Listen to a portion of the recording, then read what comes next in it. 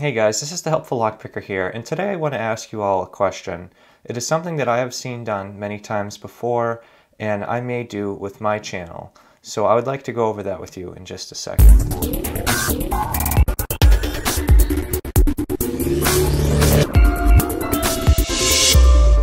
Alright, so I'm just going to get down to it. So what is my question?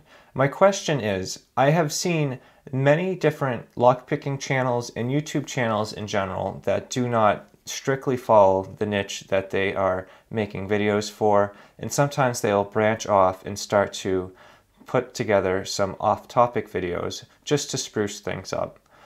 YouTube has recently made it more difficult for you to start another channel and be able to get other videos going on that channel. One of my friends, the Bored Lockpicker, probably has about 15 channels which he dedicates to different topics, but the problem is to grow each and every one, that would be very difficult.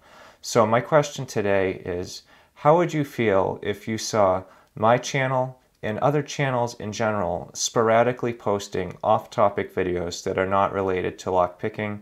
It is certainly something that I have seen done before, and it's something I'm considering doing. I have a very small little set of videos that I make every now and then with one of my friends that I'd like to share with you down the road. It would probably be a monthly post, nothing too significant, but I'd just like to see what all your thoughts are on what you've seen in the past and how you feel about that. Either way, guys, please leave all your thoughts in the comments below, and I'm looking forward to hearing about them.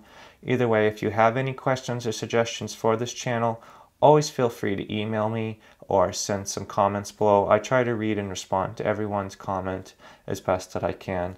Either way, guys, that's all I have today, so thank you so much for checking out this video. If you have any questions or suggestions, please leave them in the comments below. If you enjoyed this video and you'd like to see more like it, please subscribe. As always, thank you so much for checking this out, and I hope you all have a great day.